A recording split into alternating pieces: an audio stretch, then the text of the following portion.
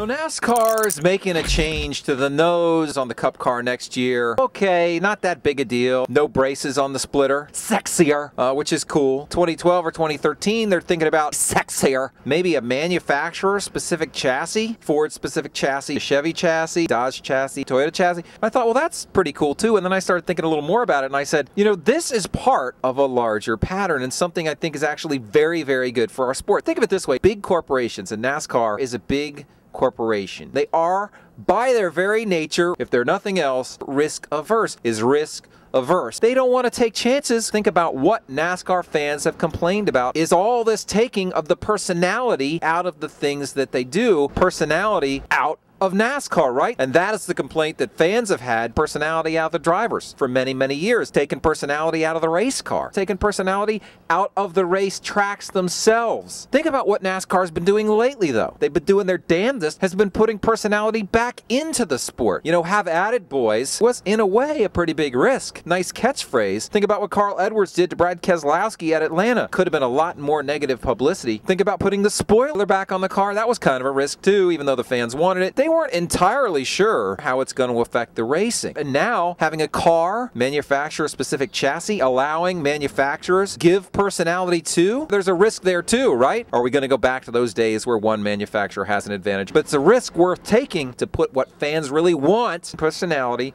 back in the sport. So I hope NASCAR, please start addressing the racetracks. They continue down this path. And Brian France and Mike Helton, I applaud you, sirs. Rowdy.com. Say it like it is. Say what like it is? Rowdy.com.